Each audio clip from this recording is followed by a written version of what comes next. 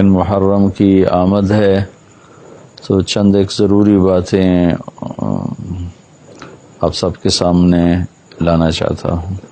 اس لیے طبیعت کی ناگواری کے باوجود میں کوشش کروں گا کہ چند باتیں آپ کے سامنے آ جائیں.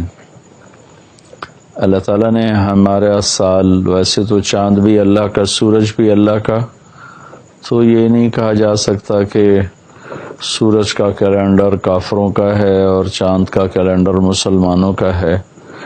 جب چاند بھی اللہ کا، الشمس والقمر والنجوم مسخرات بامرہ، سورج بھی اللہ کا، چاند بھی اللہ کا، تارے بھی اللہ کے، تو جنوری فروری کا کیلنڈر بھی اللہ کا ہے اور محرم سفر کا بھی اللہ ہی کا ہے.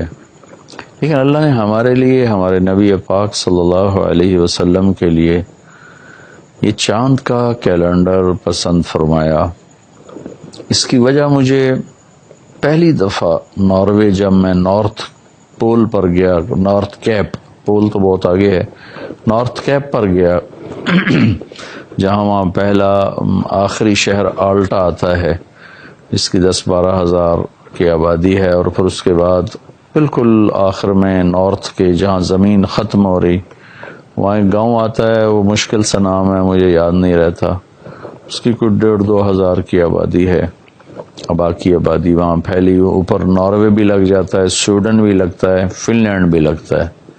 وہاں چاند، وہاں سورج کا کیلنڈر فیل ہو جاتا ہے کیونکہ 2 مہینے وہاں جون جولائی سورج نظروں کے سامنے رہتا ہے، غروب ہی نہیں ہوتا. اور نومبر دسمبر وہاں سورج غروب ہو جاتا ہے اور نظر ہی نہیں آتا. میں جب گیا تو اگست کا مہینہ تھا اور سورج چند منٹ کے لیے ڈوبنا شروع ہوا تھا. وہاں جا کر مجھے یہ بات سمجھ میں آئی کہ ہمارے نبی تو عالمی نبی ہیں، سارے عالم کے نبی ہیں. آپ کو ایسی چیز، ہر وہ چیز دے گی جو پورے عالم میں ہر وقت اپلائی ہو سکے. سورج کا کیلنڈر اوپر ٹاپ نارتھ کے جو پول کے قریب علاقے ہیں وہاں فیل ہو جاتا ہے. ساؤتھ پول پر میں گیا نہیں ہوں لیکن نارتھ پول کے بالکل قریب پہنچا ہوں، تو وہاں سورج کا کیلنڈر فیل ہو جاتا ہے. لیکن چاند کا کیلنڈر وہاں باقاعدہ چلتا ہے. چاند نکلتا بھی ہے، ڈوبتا بھی ہے، گھٹتا بھی ہے، بڑھتا بھی ہے، اور چاند کا نکلنا رات کا پتہ بتاتا ہے اور چاند کا ڈوبنا وہ دن کا پتہ بتاتا ہے. تو وہاں پہلی دفعہ مجھے یہ بات سمجھ میں آئی کہ اللہ تعالیٰ نے ہمیں چاند کا کیلنڈر ہمارے نبی کو دیا. چونکہ آپ عالمی نبی ہیں تو آپ کو ایسا نظام دیا گیا جو سارے عالم کے لیے اپلائی ہو سکے. یہ تو تھوڑی سی حکمت مجھے سمجھ میں آئی جو آپ کے سامنے رکھی ہے. پھر اللہ تعالیٰ نے محرم سے ہمارا سال شروع کیا ہے. یہ بڑا مقدس مہینہ ہے شروع سے ہی. تو اللہ تعالیٰ نے ہمارے سال کی ابتدا عجب طریقے سے کی ہے. باقی لوگ نیو ایئر مناتے ہیں 31 دسمبر کو. سارے سال میں جتنے گناہ ہوتے ہیں اس سب کا مجموعہ ایک رات میں کر دیتے ہیں. اور بڑے درد اور دکھ سے کہتا ہوں، رو کے کہتا ہوں کہ امت محمد بھی ایسے ہی سال مناتی ہے جیسے غیر مناتے ہیں، جیسے اوپر کوئی دیکھنے والا نہیں ہے.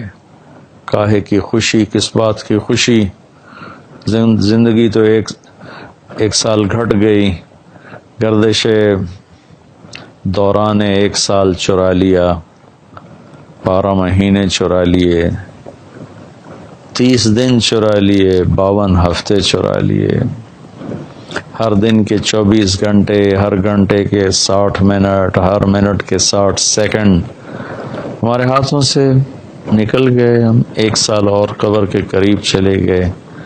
دنیا دور چلی گئی، آخرت قریب آ گئی. پھر ساری دنیا میں مستی، غفلت، ناچ گانا، فحاشی، زنا، پوری دنیا کے 5 اسٹار ہوٹلز میں اس دن کمرہ نہیں ملتا۔ اچھا میرا اللہ کبھی تو اپنی دھرتی کو اس غلاظت سے صاف کرے گا اور ایک پیارا خوبصورت ماحول دنیا دیکھے گی، اس میں عزت بھی ہوگی، ناموس بھی ہوگی۔ خیر، میں تو محرم کی بات کر رہا تھا۔ ہمارا سال رونے دھونے سے شروع ہوتا ہے۔ یہ 27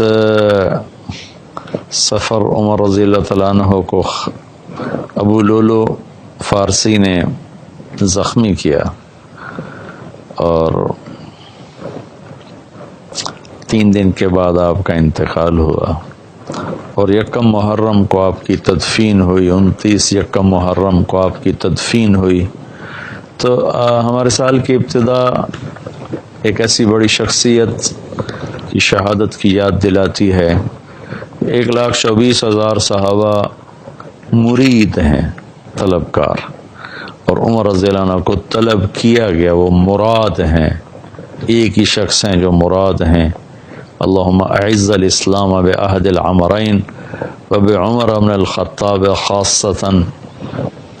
بدھ کو رات کو یہ دعا مانگی تھی آپ نے، اور جمعرات کو عمر اسلام لے آئے تھے۔ یا اللہ اسلام کو عزت عطا فرما ان 2 عمر میں سے ایک کے ذریعے، اور خاص طور پر عمر بن خطاب کے ذریعے۔ اگلے دن عمر رضی اللہ عنہ ایمان لے آئے۔ اور پھر 61 ہجری میں کربلا کا واقعہ ہوا۔